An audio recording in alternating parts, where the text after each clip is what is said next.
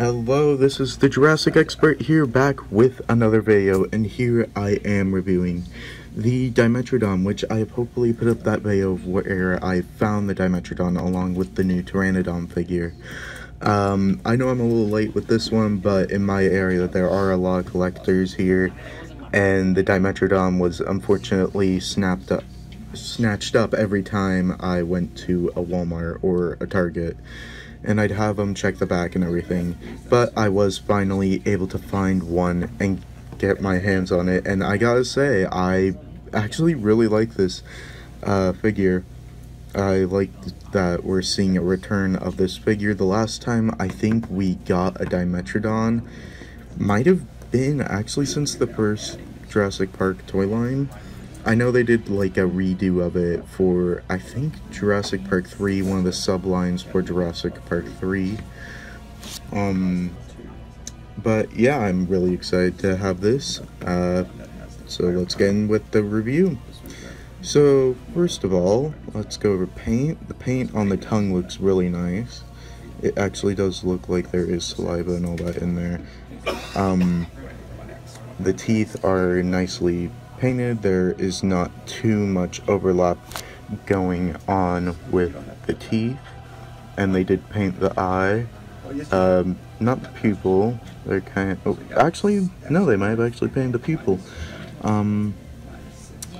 but yeah, they do have this nice effect going on with the sail. They kind of have a paint splatter effect going on, which I do actually quite like. It gives a little bit more depth within the sail, and I do like that red. I don't know why, but if this was kind of green, if there was a little hint of green in this color, I don't know, it would remind me a lot of the Walking with Dinosaurs Dimetrodon. I could be wrong, and it could just be me, but I really do like this kind of lighter, or kind of tannish color that is on the sides. I really like that blend in coloration along with this kind of yellow color that is underneath, and I like how that blends into the skin and all that. It does remind me kind of like a Komodo dragon with these colorings, like some kind of Komodo dragon toy. So yeah, and they did paint the roof of the mouth as well.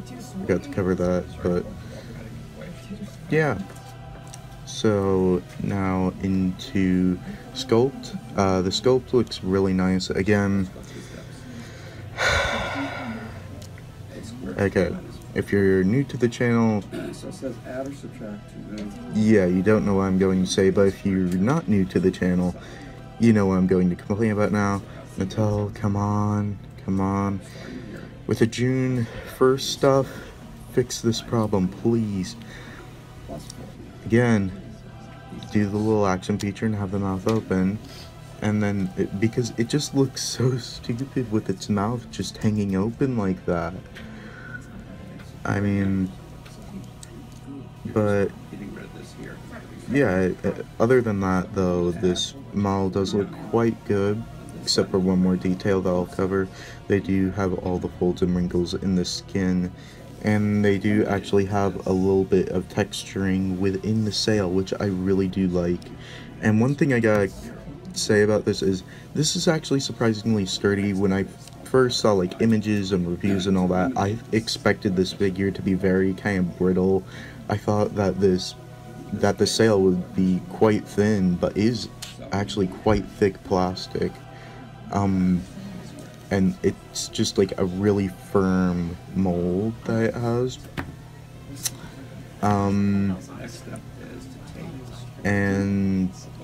But one thing I will complain about with the sculpt is the fact that this Dimetrodon only has 3 fingers or toes, whichever that would be considered, when in fact it did have 4 toes or fingers, whichever you consider them as. I think they would be considered toes. But other than that, I think this looks really nice. Even the head sculpt just looks great. And yeah. So for its little action feature, instead of like what most of the other Savage Strike figures do, you do not press the tail down or anything like that. You actually push it to the side. So you push it to the side, and this closes the mouth, which I wish it was the other way, where you could push the tail to the side and the mouth would open, as I was just complaining about. But yeah, there's the little action feature. I do like how kind of smooth it is with the with the closing and opening of its mouth. And yeah, so now for articulation. So there is a little hinge at this front leg, in both front legs. Pretty much this one's able to go out that much. It does have full 360 in motion. It is able to bend in that much, and that's about it. Other arm, same deal. It's able to bend actually a little bit more forward and back that much. So yeah, and it is able to do a full 360 as well. Now for the back legs, it's a little bit interesting. There is a little bit of an outward movement within the hips, so this leg can go out that much. The other leg can go out that much as well. Barely any difference with this leg. You can see more of a difference in this leg though. This leg can go back that much and go forward that much, and this leg can go around that much and forward that much. So it is kind of hindered by its body.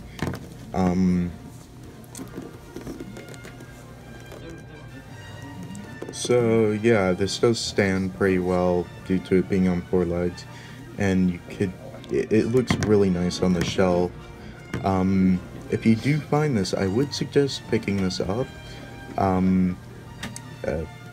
because it is a really nice figure, and I think it only costs like $10 or something. So yeah, it's a really cool addition to have with the other Jurassic World items. And here is its card, where we could see the accurate depiction of its 4 toes. And we get that nice kind of look on the sail. This picture just looks really good. I am really happy with the artwork that they have with these. And there are the stats there. Here's his name. Back is the same. And here is the code for you to screenshot and show to a Walmart or Target employee when you are out looking for this. Just ask them to look in the back if they do not have it on the main floor. And for size comparisons, next, and this can technically be in the Lockwood estate. I mean, at least it is kind of featured in the Lego set version. So I'm considering, and maybe it was in the film and I just wasn't paying attention to that. But I feel like I remember there being a Dimetrodon.